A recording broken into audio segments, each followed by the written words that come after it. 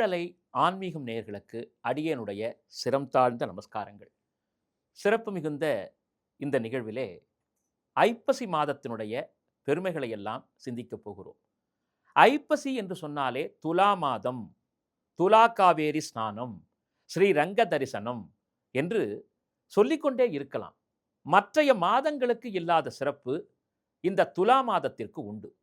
அது என்ன என்று பார்க்கும் பொழுது, இந்த துலா மாதத்தில் தான் சூரிய பகவான் துலா ராசியில் பிரவேசம் செய்கிறார்.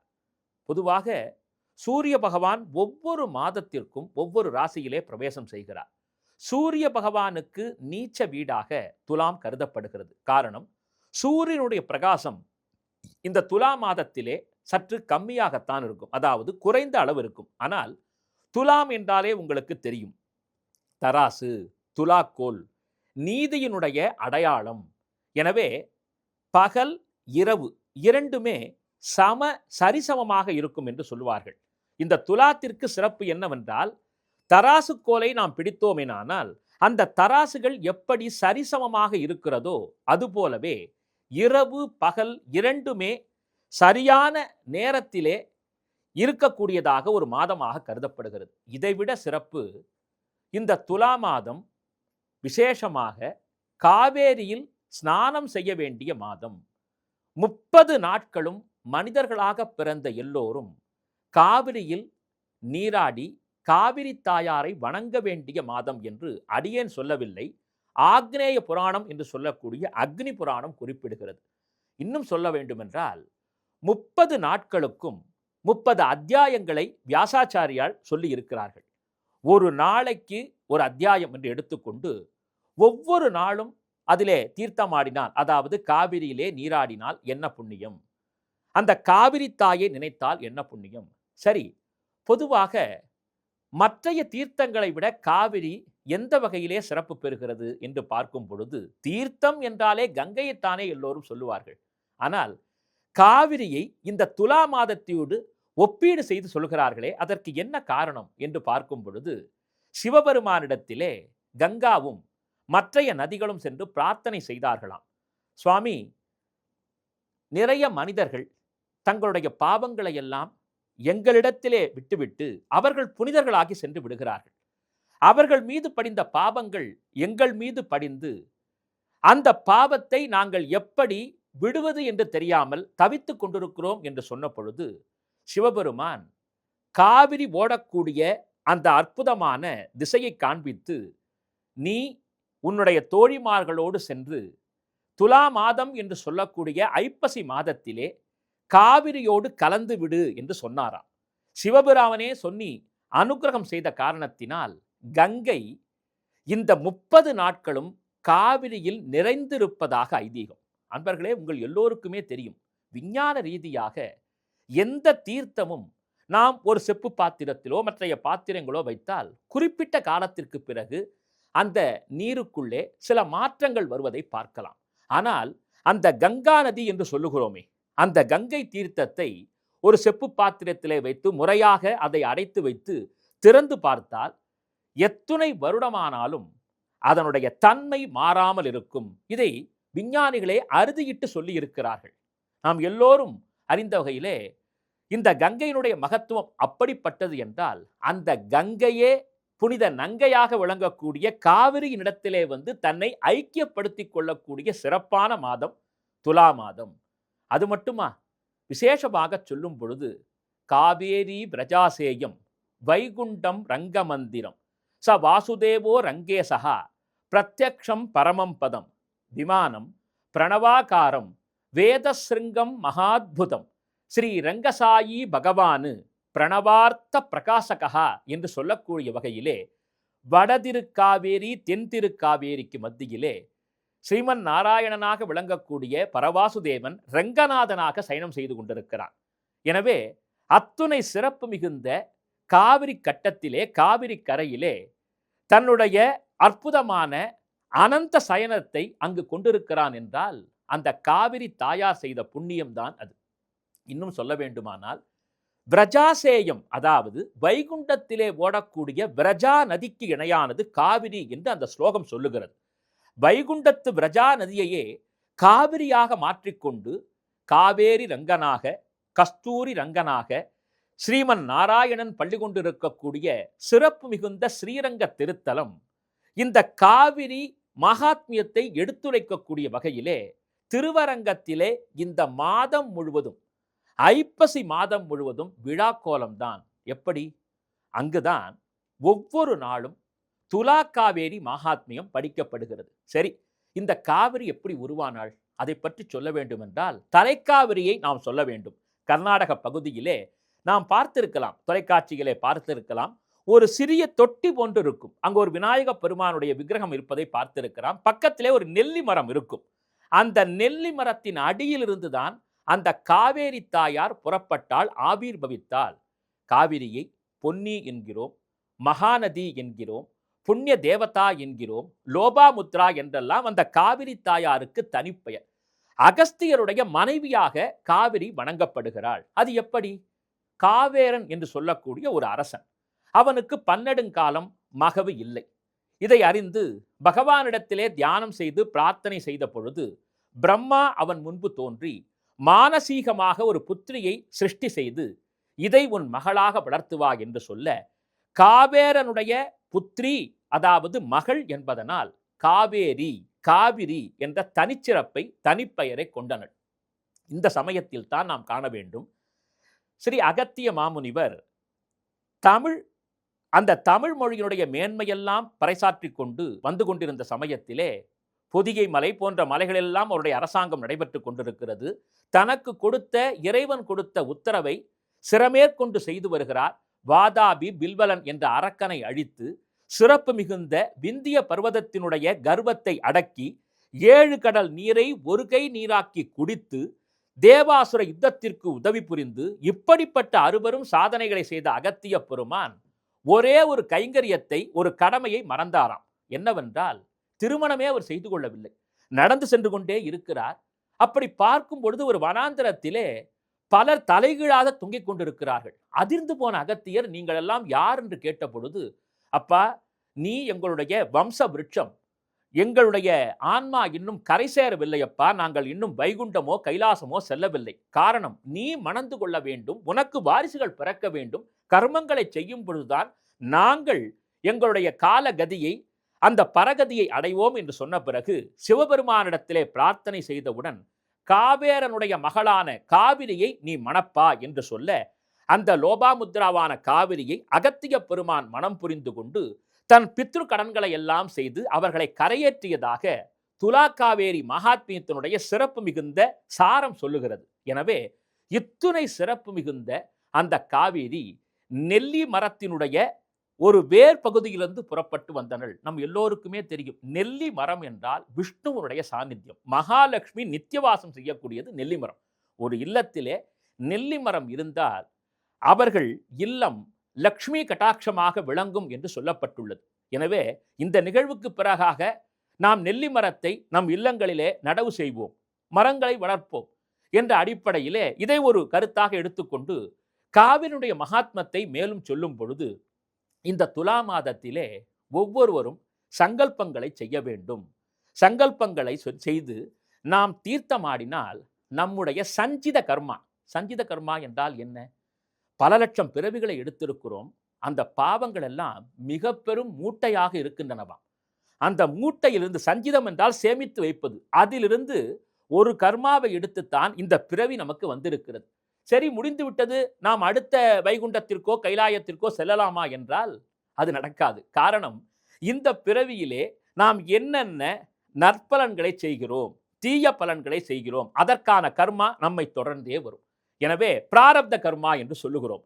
அந்த 2 கர்மாக்களையும் மனிதன் முடித்தால்தான், இருவினை தீர்ந்தால்தான் இறைநிலை எய்த முடியும்.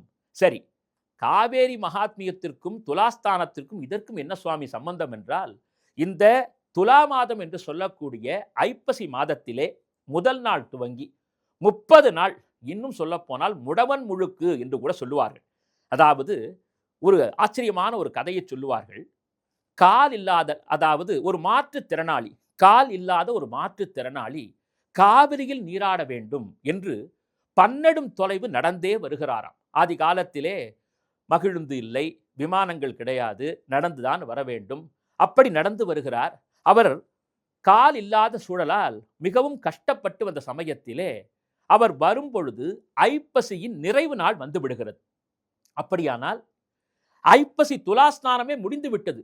இறைவா, நான் இந்த துலா காவேரி கட்டத்திலே குளிக்க வேண்டும் என்று வந்தேனே மாயூரத்திலே, அப்படியானால் இன்றோடு துலா மாதம் ஐப்பசி மாதமே முடிந்து விட்டதே என்று வருந்திய பொழுது சிவபெருமான், கவலை வேண்டாம், உனக்காக முடவன் முழுக்கு என்ற ஒரு விஷயத்தை நாங்கள் ஏற்படுத்துகிறோம் என்று சொல்லி துலா மாதம் நிறைவு பெற்று கார்த்திகை மாதம் துவங்கக்கூடிய அந்த முதல் நாள் வரைக்கும் இந்த துலா காவேரியிலே குளித்தால் என்ன பலனோ அதை ஈசன் அருள்வதாக ஐதீகம். இன்னைக்கும் நீங்கள் பார்த்தீர்கள் என்றால் ஐப்பசியினுடைய சிறப்பு மிகுந்த அந்த புனிதமான நிறைவு நாளிலே மாயவரத்திலே வெகு விசேஷமாக சிவபெருமான் தன்னுடைய சிறப்பு மிகுந்த அஸ்திரதேவரை அங்கே நீராட்டம் செய்து தீர்த்தவாரி வைபவம் நடைபெறும். அதிலே அத்துணை பக்தர்கள் கலந்து கொண்டு ஸ்நானம் செய்வார்கள்.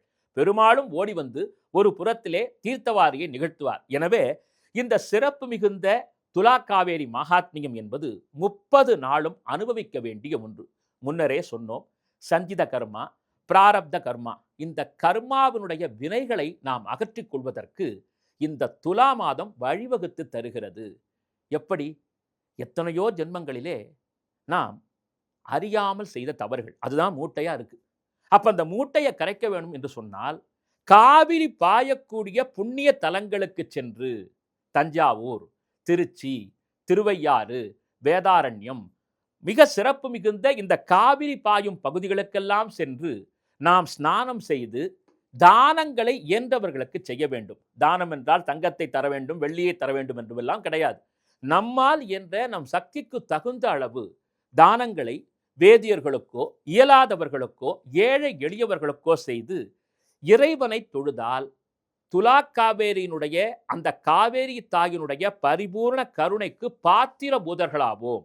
அதனால் சொன்னோம் அல்லவா, சஞ்சித கர்மா, நாம் செய்யாத கர்மா, அதாவது நாம் எப்படி விசேஷமாக பெரியோர்கள் சொல்லுகிறார்கள், அறியாமல் செய்த தவறுகள். நடந்து செல்லும் பொழுது ஒரு எறும்பை மிதித்து விடுகிறோம், அந்த எறும்பு உயிரிழந்து விடுகிறது. கொசு நம்மை கடிக்கிறது, வேறு வழி இல்லை, அதை அடிக்கிறோம், அது இறந்து விடுகிறது. இப்படி எத்தனையோ உயிர்களை நாம் அழிக்க வேண்டிய வேறு வழியில்லாத சூழலுக்கு தள்ளப்படுகிறோம். அப்படிப்பட்ட கர்மாக்களையும் நாம் நீக்கிக் கொள்வதற்கு இந்த துலா மாதம் பேருதவி செய்கிறது. எனவே சிறப்பு மிகுந்த ஐப்பசி மாதம் முழுவதும் நாம் துலா காவேரி என்று சொல்லக்கூடிய காவேரி தாயாரை வழிபாடு செய்ய வேண்டும். சரி, நாங்கள் எல்லாம் நகரத்திலே இருக்கிறோம், வேற்று மாநிலங்களிலே இருக்கிறோம், வெளிநாடுகளிலே இருக்கிறோம், எப்படி காவிரியில் குளிப்பது? நம்முடைய சனாதன தர்மம் தான் அதற்கும் பேருபாயத்தை தந்துள்ளது.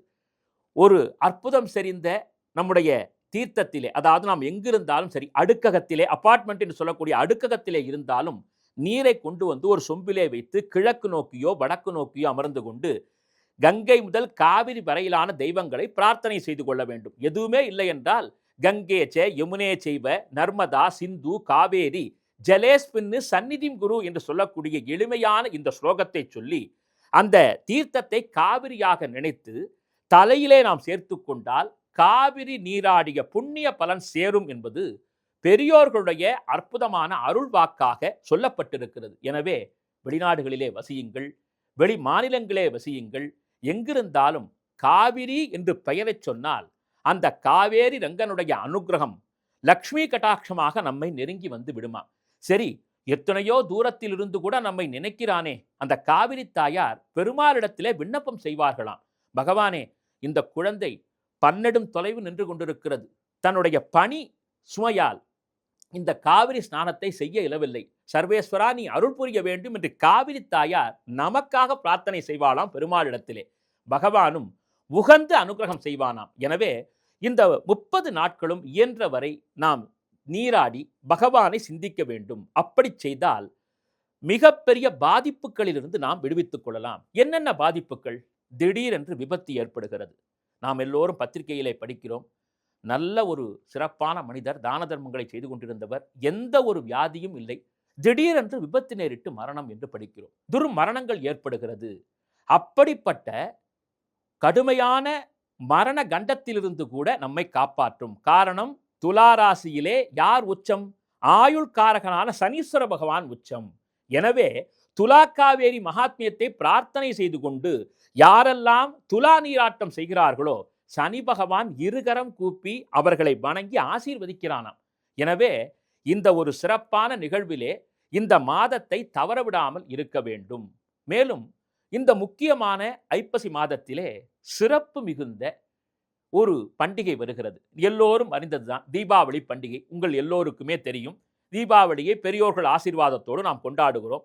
அதற்கு அடுத்ததாக அன்னாபிஷேகம் என்று சொல்லக்கூடிய ஒரு அற்புதமான ஒரு விழா வருகிறது.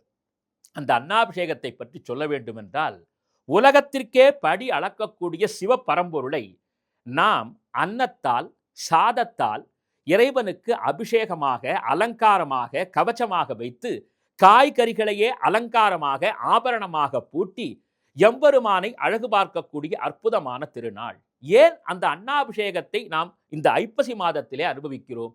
காரணம் என்னவென்றால், புராண ரீதியாக சொல்லுவார்கள், சுக்கிர பகவான் அசுரகுரு, தைத்திய குரு.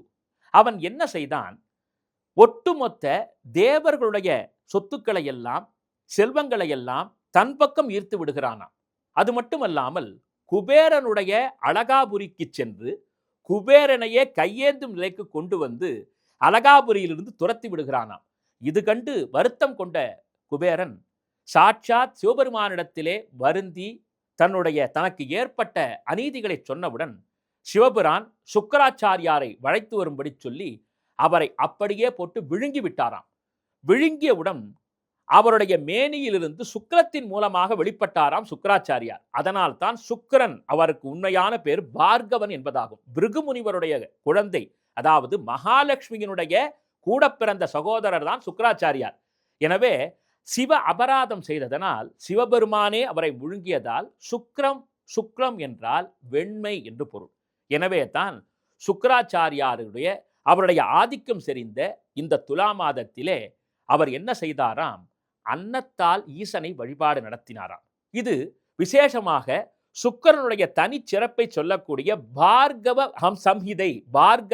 சம்ஹிதை என்ற ஒரு நூல் இந்த சிறப்பை சொல்லுகிறது.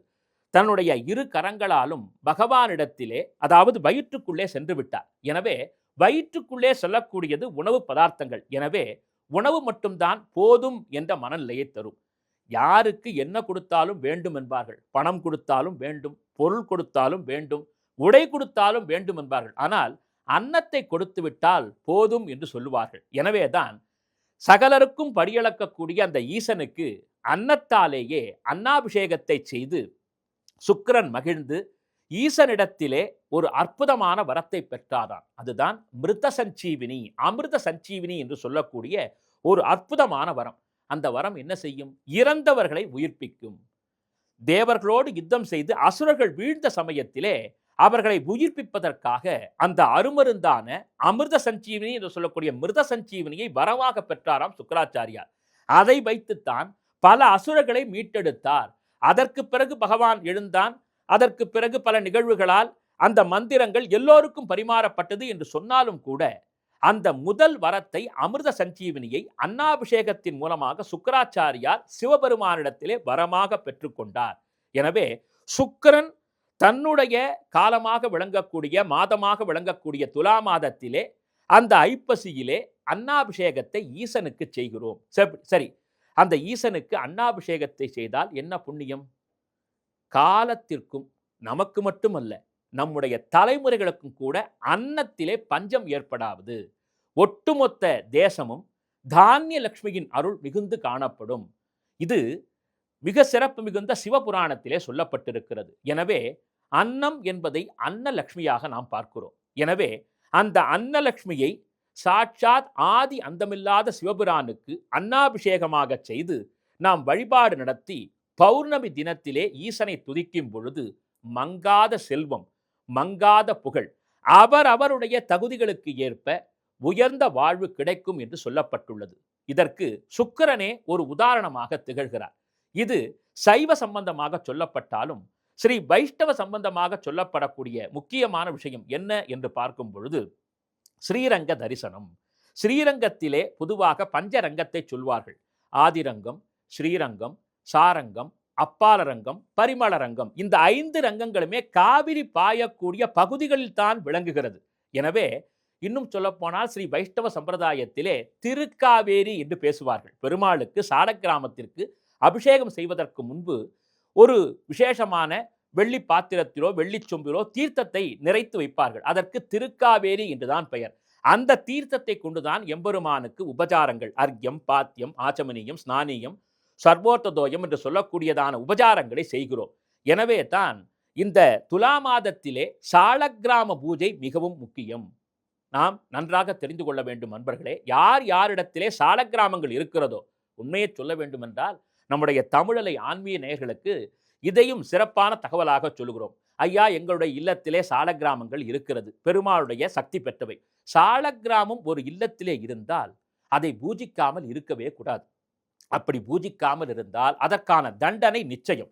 அப்படிப்பட்டவர்கள் கூட இந்த துலா மாசம் கை கொடுக்கிறது. என்னவென்றால், ஒரு 30 நாட்கள் துலா மாதம் துவங்கி நிறைவு பெறக்கூடிய நாட்கள் வரை நாம் தூய நீரை எடுத்து வந்து துளசியை சேர்த்து, மந்திரம் தெரியவில்லை என்றாலும், பகவானே ஸ்ரீஹரி உன்னுடைய சாலக்கிராம மூர்த்தி இந்த தீர்த்தத்தால் அபிஷேகிக்கிறேன் என்று சொல்லி அந்த தீர்த்தத்தை எம்பெருமானிடத்திலே சமர்ப்பித்து நாம் உட்கொண்டோமேயானால் சப்த நதி தீர்த்தத்திலே நீராடிய புண்ணியம். அது மட்டுமல்ல, நாரத புராணத்திலே பாரத தேசத்தில் ஓடக்கூடிய அத்துணை புண்ணிய பவித்திர நதிகளை பற்றியெல்லாம் குறிப்புகள் வருகிறது. இந்த துலா மாதத்திலே அவரவர் இல்லத்திலே சாலக்கிராமத்தை இதுவரை நம்முடைய பணி நிமித்தமாகவோ வெளியூர்களுக்கு சென்றதனாலோ வேறு சில காரணங்களாலோ பொட்டியிலேயே வைத்திருக்கிறோம், உணவு கூட சமர்ப்பணம் பண்ணவில்லை, பூஜிக்கவில்லை என்றால் இந்த 30 நாட்கள் சாலக்கிராம பூஜையை நாம் செய்து, சரி சுவாமி எங்களிடத்திலே சாலக்கிராமம் கிடையாது, விக்கிரகங்கள் தான் வைத்துக் கொண்டிருக்கிறோம், தாராளமாக செய்யலாம். அந்த வழிபாடுகளை 30 நாட்கள் நிகழ்த்தினால் மிகப்பெரிய பாபத்திலிருந்து விமோசனம். இப்படி சொன்னால் புரியும். வைஷ்ணவ ஆலயங்களிலே பவித்ரோத்சவம் என்று செய்வார்கள். ஏன் அந்த பவித்ரோத்சவம்? வருடம் தோறும் நடைபெறக்கூடிய பூஜைகளிலே வழிபாடுகளிலே ஏதேனும் குறைபாடுகள் இருந்தால் அதை நிவர்த்தி செய்வதற்காக ஒரு 10 நாட்கள் 45 ஆராதனை 35 ஆராதனை என்று செய்து தீர்த்தவாரி செய்வார்கள். அதுபோல இந்த துலா மாதத்திலே யாரெல்லாம் இறைவனை பூஜிக்கவில்லையோ, சாலக்கிராமத்தை ஆராதிக்கவில்லையோ, நம் இல்லத்திலே இருக்கக்கூடிய இறை வடிவங்களுக்கு விக்கிரகங்களுக்கு முறையான பூஜை செய்யவில்லையோ, தேவாரம் படிக்கவில்லையோ, நாலாயர் பிரபந்தம் சேவிக்கவில்லையோ, அதை போன்ற பாவங்களில் இருந்து கூட இந்த 30 நாட்கள் நம்மை காப்பாற்றுகிறது. உடனே நம்முடையவர்கள் சொல்வார்கள், அப்படியானால் இந்த 30 நாள் மட்டும் ஆராதனை செஞ்சுவிட்டு திருப்பி மூடி வச்சு அடுத்த வருஷம் திறந்துக்கலாமா அப்படின்னு கேட்டால் அதுக்கு விதி விலக்கு கிடையாது.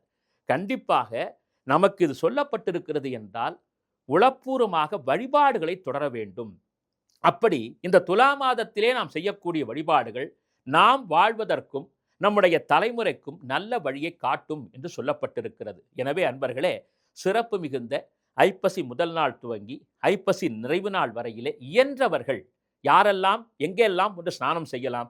ஸ்ரீரங்கம் அம்மா மண்டபத்திலே செய்து ஸ்நானம் செய்யலாம், ஸ்ரீரங்கப்பட்டினத்திலே சென்று ஸ்நானம் செய்யலாம், முக்கியமாக பவானி சங்கமேஸ்வரர் என்று சொல்லக்கூடிய அந்த இடத்தில் சென்று ஸ்நானம் செய்யலாம், வேதாரண்யத்திலே கும்பகோணத்திலே முக்கியமாக மாயவரம் என்று சொல்லக்கூடிய சிறப்பு மிகுந்த மாயூரநாத சுவாமி எழுந்தருளி இருக்கக்கூடிய அந்த அற்புதமான சன்னிதானத்தினுடைய புஷ்கரணியாக விளங்கக்கூடிய அந்த காவேரியில் சென்று ஒரு நாள் தீர்த்தமாடினாலும் எல்லோரும் கேட்பார்கள், சுவாமி நாங்கள்லாம் எத்தனையோ பணியில் இருக்கோம், இதுக்கு ஏதாவது ஒரு விதிவிலக்கு சொல்லக்கூடாதா அப்படின்னா தாராளமாக சொல்லலாம். மாதத்தில் ஒரு வெள்ளிக்கிழமை, ஏனென்றால் சுக்கிரன் என்றால் வெள்ளிக்குரியவன், எனவே ஒரு வெள்ளிக்கிழமையை தேர்வு செய்து காலை 6 to 7 மணிக்குள்ளாக சுக்கிரகோரையிலே யாரெல்லாம் காவிரியில் குளிக்கிறார்களோ அவர்களுக்கு இந்த 30 நாளும் நீராடிய புண்ணியம் கிடைக்கும். விதிவிலக்காக சொல்லுகிறேன். நாங்கள் காவிரி படித்துறையிலே இருக்கோம், ஆனால் சேவிக்கலைன்னா அது பாவம். யாரால் முடியாதவர்களுக்காக சொல்லுகிறேன். அது மட்டுமல்ல அன்பர்களே, முக்கியமாக இந்த காவேரி துலா மகாத்மியத்திலே சிறப்பாக சொல்ல வேண்டும் என்றால் அரச மரம் முக்கியத்துவம் வாய்ந்தது. காவிரியிலே குளித்து ஒரு குடத்திலோ அல்லது ஒரே ஒரு சொம்பிலோ அந்த காவிரி நீரை கொண்டு வந்து அரச மரத்திற்கு நாம் அபிஷேகமாக அதனுடைய வேரிலே சமர்ப்பணம் செய்து பிரதட்சணம் வந்தால் மும்மூர்த்திகளை ஒரே நாளிலே வழிபட்ட புண்ணியம். மூலத்தோ பிரம்மரூபாய, மத்தியதோ விஷ்ணு ரூபிணி, அக்ருத சிவரூபாய விருக்ஷராஜா யதே நமஹா என்று அரச மரத்தினுடைய மகிமை சொல்லப்பட்டிருக்கிறது. எனவே யாரெல்லாம் துலா காவேரி மகாத்மியத்தை கேட்டார்களோ அவர்கள் காவிரியில் தீர்த்தமாடி ஒரு சொம்பு நீரை கொண்டு வந்து அரச மரத்தை சுற்றி சேர்த்துவிட்டு வணங்கினாலும் மும்மூர்த்திகளுடைய அருளை பெறலாம். அந்த அஸ்வத்த விருட்சம், அஸ்வத்த நாராயணன் என்றே பெயர். இன்னும் ஸ்ரீமுஷ்டம் பூவராக பெருமாள் சந்நிதியிலே சென்றால் அஸ்வத்த நாராயணன் என்றே தனியாக வைத்திருக்கிறார்கள். இவ்வாறாக இயன்ற வரையிலே இந்த சிறப்பு மிகுந்த காவேரி மகாத்மியத்தை துலா மாதத்திலே சிந்தித்து இயன்றவர்கள் 30 நாட்களாவது, அதாவது 30 நாட்கள் முடியவில்லை என்றாலும் பரவாயில்லை, வாரத்தில் ஒரு வெள்ளிக்கிழமையாவது சென்று ஏதேனும் ஒரு காவிரி கரையிலே வணங்கி அந்த தாயாரை, காவிரி தாயாரை வணங்கினால் குலம் செழிக்கும், வளம் கொழிக்கும் என்று சொல்லப்பட்டுள்ளது. ஒருவேளை அந்த 30 நாளும் முடியவில்லை என்றால் முடவன் முழுக்கு என்று சொல்லக்கூடிய கார்த்திகை முதல் நாள் அன்று சென்று நாம் அந்த காவிரியிலே குளித்தால் 30 நாட்கள் நீராடிய பலன் வந்து சேர்ந்துவிடும். இது எல்லாம் அகஸ்தியர் ஹரிச்சந்திரனுக்கு துலா காவேரி மகாத்மியம் என்ற நூலிலே சாதித்திருக்கிறார். எனவே மிகப்பெரிய பெரியோர்களும் ஞானிகளும் சொல்லி இருக்கக்கூடிய வகையிலே இந்த ஐப்பசி மாதத்திலே காவிரி நீரை நாம் வணங்கி அந்த தாயாருடைய அருள் பெற்று நம் இல்லம் செழிக்க, குலம் தழைக்க அந்த தாயாருடைய திருவடியிலே வீழ்ந்து வணங்குவோம் என்று சொல்லி உங்களிடமிருந்து விடைபெற்றுக் கொள்கிறேன். நன்றி, வணக்கம்.